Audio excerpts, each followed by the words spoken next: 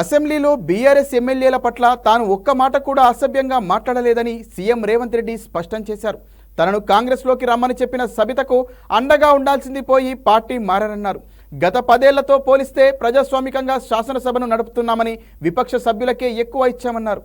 తెలంగాణ అసెంబ్లీలో తాను ఎక్కడా అసభ్యంగా అన్పార్లమెంటరీగా మాట్లాడలేదని సీఎం రేవంత్ రెడ్డి పేర్కొన్నారు. బీఆర్ఎస్ ఎమ్మెల్యే సబితకు మాట్లాడేందుకు స్పీకర్ అవకాశం ఇచ్చారన్నారు. సబితా ఇంద్రారెడ్డి తన వ్యక్తిగత విషయాలను మాట్లాడినందుకే తాను మిగతావి కూడా పూర్తి చేసినట్లు తెలిపారు. సునీతా లక్ష్మారెడ్డి కోసం 2018 ఎన్నికల ప్రచారానికి వెళితే తనపై 2 కేసులు పెట్టారని, కౌడిపల్లి, నర్సాపూర్లో ఇప్పటికీ ఉన్నాయన్నారు.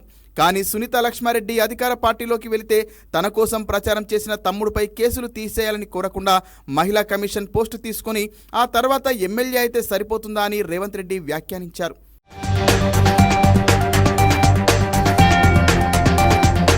అక్కల మాటలు నమ్మి మోసపోయానని కేటీఆర్ చెప్పానన్న సీఎం సభలో ఎవరి పేరు ప్రస్తావించలేదని అన్నారు. తనను కాంగ్రెస్లోకి రమ్మని చెప్పిన సబిత అండగా ఉండాల్సింది పోయి పార్టీ మారన్నారు. తన ఎన్నిక బాధ్యత తీసుకుంటానన్న సబిత నామినేషన్ వేసేటప్పటికే వ్యతిరేక ప్రచారం మొదలు పెట్టారని రేవంత్ రెడ్డి అన్నారు. మోసానికి పర్యాయపదమే సబితా ఇంద్రారెడ్డి అని బట్టి విక్రమార్క సమాధానమిచ్చారు. తనకు అన్యాయం జరిగిందంటూ ఆమె ఇంత ఆవేదన చెందుతుంటే కేసీఆర్, హరీష్ రావు ఎటుపోయారని రేవంత్ రెడ్డి ప్రశ్నించారు. అసెంబ్లీకి వచ్చిన సబితకు అండగా ఉండకుండా ఎందుకు డుమ్మా కొట్టారని ప్రశ్నించారు.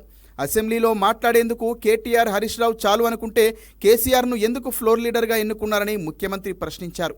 అలాంటప్పుడు ఫ్లోర్ లీడర్గా కేసీఆర్ను తొలగించాలని రేవంత్ రెడ్డి వ్యాఖ్యానించారు. కేసీఆర్కు బాధ్యత, రాష్ట్రం పట్ల పట్టింపు లేదని ధ్వజమెత్తిన రేవంత్ రెడ్డి కేసీఆర్కు అధికారం లేకపోతే ప్రజల సమస్యలను పట్టించుకునే ఆలోచన ఉండదన్నారు.